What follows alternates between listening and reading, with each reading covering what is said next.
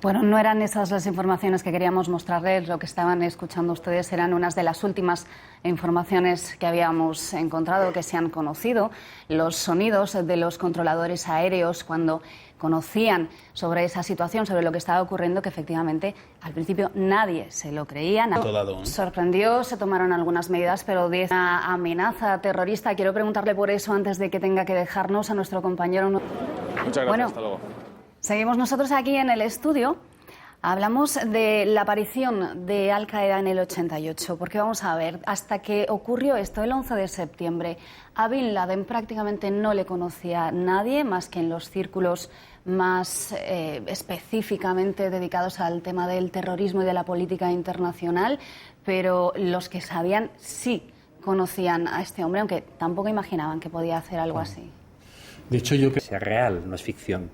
En ese informe, que se elaboró durante años, basado en los testimonios de agentes de todos los servicios de inteligencia norteamericanos, tanto exteriores como interiores, es decir, tanto el FBI como la NSA o la CIA, donde han participado. Ya era conocido anteriormente, o sea, Bin Laden desde... Miro hacia ellos y vamos a ver, lo hablábamos antes, ese primer ataque a las Torres Gemelas que fue en octubre del 93 con un coche bomba en el aparcamiento de la Torre Norte, que ya dejó 7 heridos y 7 muertos y 1.042 heridos. Y en el 96, cuando los talibanes toman el control de parte de Afganistán, el bombardeo en el 98 de embajadas estadounidenses en Tanzania y en Kenia mataron a 223 personas y más de 4.000 personas heridas.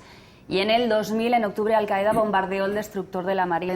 Ya primó más la seguridad antes que la libertad, eso también es ampliamente conocido, pero me permitirá un artista que ha conseguido hacer la exposición de unas fotografías de los objetos que aquel día, que el 11S, en el lugar del desastre, alguien perdió, alguien olvidó, nadie reclamó, quedaron inservibles, son cosas que quedaron por las calles o recuerdos que se acumularon en el hangar 17 del aeropuerto JFK en Nueva York.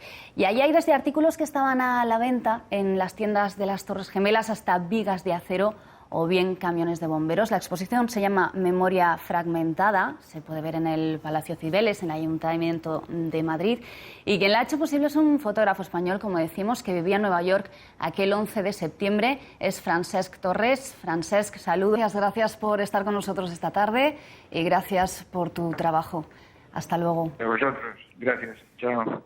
Adiós. Bueno, seguimos aquí en el estudio. Vamos a avanzar. Después del atentado, 4 días después de esos atentados, el 15 de septiembre, después de que Bush señale... Pues bueno, en esos campos de entrenamiento en Afganistán, que es un país primitivo donde se puede hacer todo, luchar contra los soviéticos, allí encuentran lo terminado y en un país concreto se pueden plasmar. Y luego hay otro elemento también interesante. También es muy importante que señalemos eso, que siguen los malos preceptos del Islam, porque afortunadamente estas últimas primaveras árabes han comprobado que no es todo el mundo árabe el que está enfrentado como choque cultural. Que no tiene nada que ver con la esencia. Y el líder que algunos estaban buscando.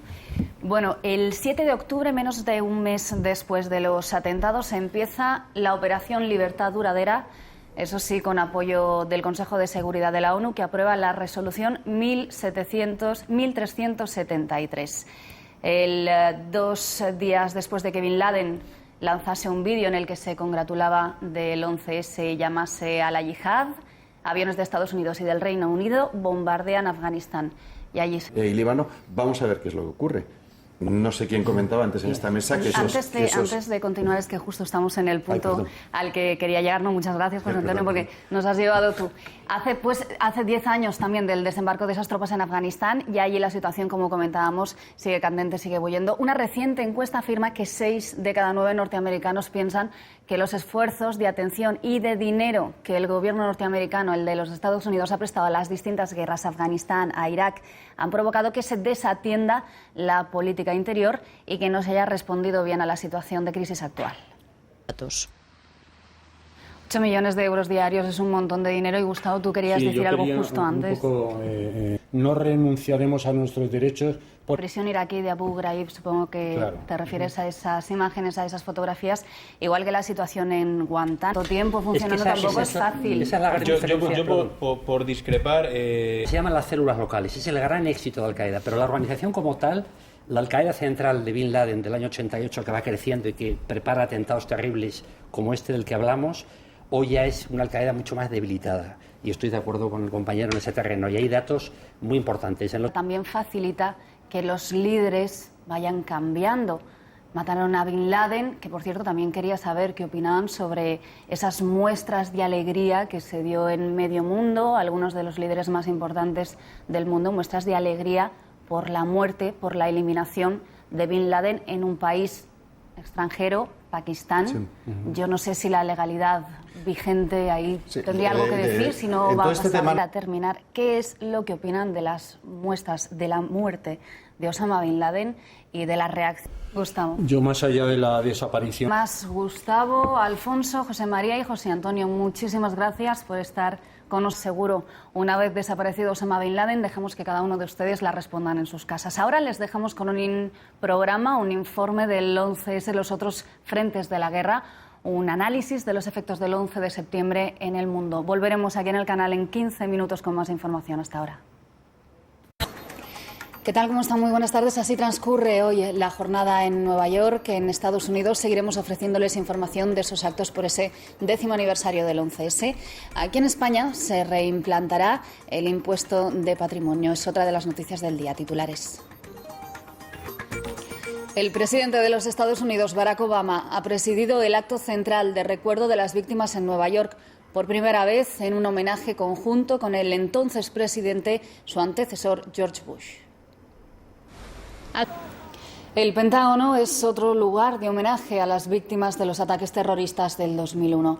Ayer la tragedia del 11S tuvo inmediata repercusión en todo el mundo. Una coalición internacional con mandato en la ONU, en la que también participaba España, invadió Afganistán, el país desde donde Bin Laden había preparado los atentados. Y en esa guerra, Pakistán es el principal aliado de Estados Unidos. 10 años después, Pakistán libra su propia guerra contra el terrorismo. Les dejamos ahora con el programa Fue Informe 11S, la guerra del siglo XXI. Volveremos después a las 6 con más noticias. Adiós. ¿Qué tal? ¿Cómo están? Muy buenas tardes, pero no solo en Estados Unidos. Aquí en España el acto principal de recuerdo ha tenido lugar en Madrid, en el Parque Juan Carlos I, Los Príncipes de Asturias. Vamos con otras noticias de hoy. Vuelve el impuesto de patrimonio en España. Y el español Juan José Cobo se ha proclamado vencedor final de la Vuelta Ciclista España 2011 tras disputarse la última etapa entre el presidente Barack Obama ha presidido el acto central de recuerdo de las víctimas en Nueva York por primera vez en un homenaje conjunto con el entonces presidente, su antecesor George Bush. El Pentágono es otro lugar de homenaje a las víctimas de los ataques terroristas del 2001. Ayer el expresidente. La tragedia del 11S tuvo inmediata repercusión en todo el mundo. Una coalición internacional con mandato de la ONU, en la que también participaba España, invade Afganistán, el país desde donde Bin Laden había preparado los atentados. Y en esa guerra, Pakistán es el principal aliado de Estados Unidos. 10 años después, Pakistán libra su propia guerra contra el terrorismo. Aquí en España se ha inaugurado un bosque de robles americanos en el madrileño Parque Juan Carlos I, en Madrid. Un acto que han presidido los Príncipes de Asturias.